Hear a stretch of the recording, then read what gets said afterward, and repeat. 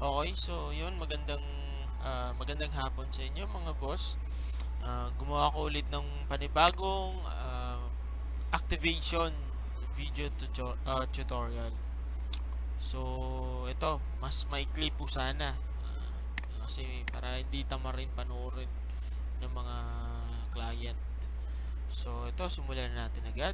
Unang-una, maglalagin po muna kayo dito sa uh, panel, which is yung ano na to, itong sa panel is kasama, nasa ano po yan, kasama po yung link niya sa sinesend ko na um, link ng video tutorial. So pag nag-send ako ng message ng link ng video tutorial, i-review nyo rin po kasi yung mga link. Kasi ang pinapansin nyo lang doon is yung video mismo. Hindi nyo tinitignan na may link pala nakasama. Okay, so yun. Simulan na natin. Ito, hinhide ko lang yung ano. So, ito ay maglalagin lang tayo dito. Okay. So, yan nyo yan. Bago pala kayo mag-login or mag-sign in, kailangan nyo muna i-ano to, I'm not a robot. Okay, so ito, yan. Yan, ito. Verify. Then, sign in. Okay, so nandito na tayo sa panel o itong client account management. Then, kapag nandito na, so ang sunod na gagawin, i-open muna natin yung support tool. So yung support tool, nandito siya directory, dito siya naka-save. So wag niyo na kapag mag-install kayo ng wag niyo nang ilipat, wag niyo nang baguhin yung directory path niya para hindi magka-problema So ito, yan, local DC, GSM Team. Tapos ito support tool. Ayan. Okay, so ito dapat run as administrator yan lagi. So ginawa ko para hindi na ako mag right click. Ayan, right click, properties, then compatibility, i-check yung itong run this program as an administrator. Dapat naka-check yan, then okay, then ito i-open na natin.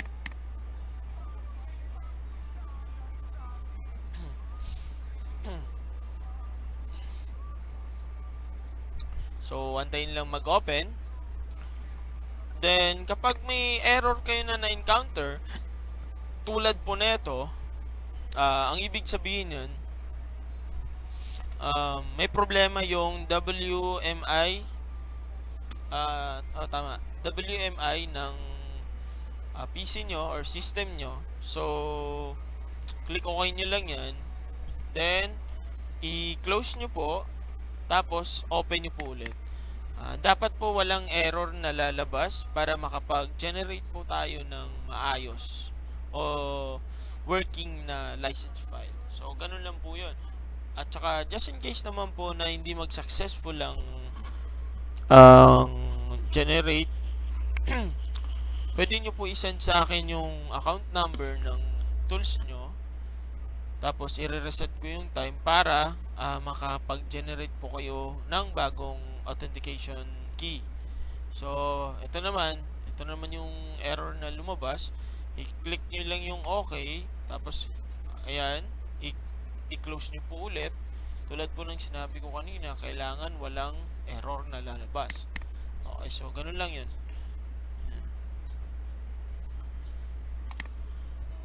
Okay, so ito, nag-open na siya ng walang error. Then, proceed tayo ngayon sa pag-generate ng authentication key. So, dito po yan sa products, third gen. Ito, tandaan nyo po, products, third gen. Okay, right click nyo, open link in new tab.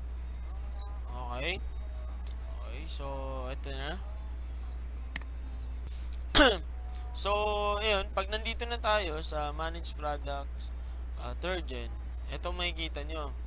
Ito yung mga tools na in-avail nyo. So, for example, ito yon yung i-activate natin. Diagram pack or ito yung Borneo. So, check nyo ito.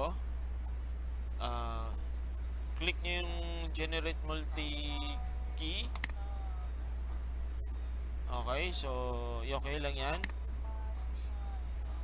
So, ganitong lalabas. Click lang ito, yung copy to clipboard. Click OK. Ayan.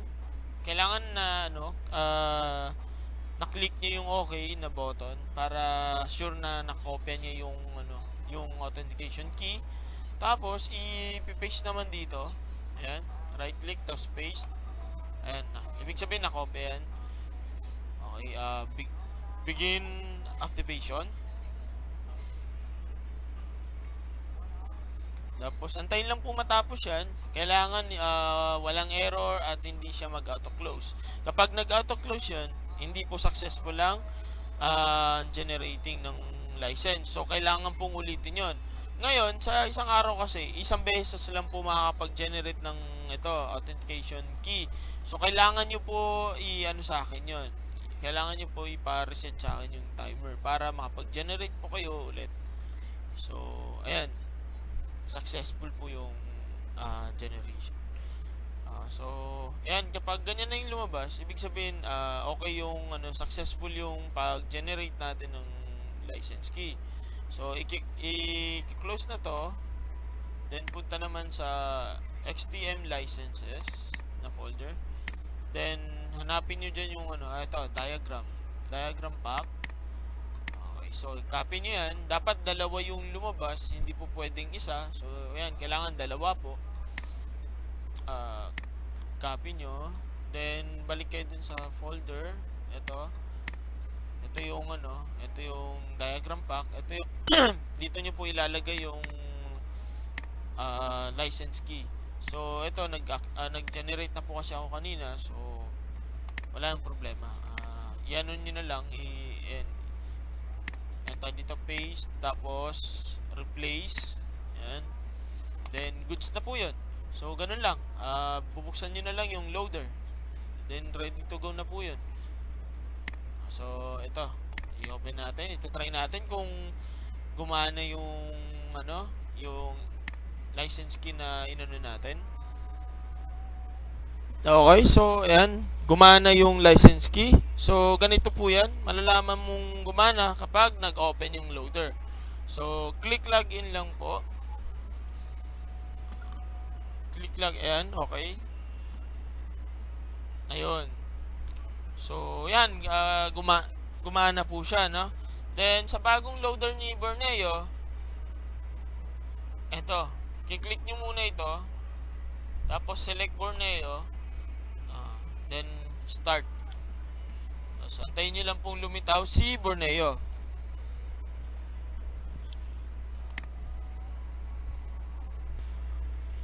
So ito, makikita nyo nag-open na si Borneo.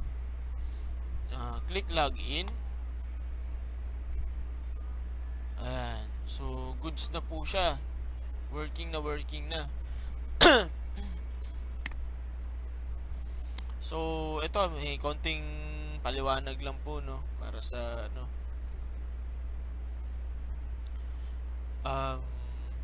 eto. Kung mapapansin nyo, nakalagay na sa product is diagram pack. Hindi na po siya Borneo. Tsaka mapansin nyo, mayroon na rin siyang ganito. Yung isa lang po ibig sabihin yan. In the future, dadagdagan na po namin siya ng hindi lang po siya Borneo.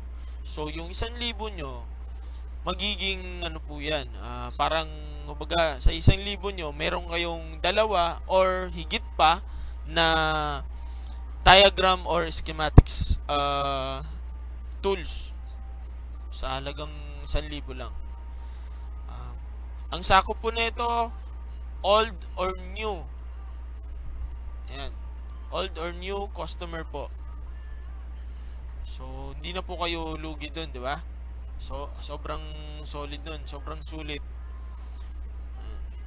1,000 mo, may dalawang ano ka, lifetime na tools para sa hardware. Malay nyo, hindi lang dalawa. Baka marami pa kaming idagdag dito sa diagram pack. So, antay-antay na lang po sa mga paparating na sorpresa galing sa GSMX team. So, yun, hanggang dito na lang mga boss. Maraming salamat po.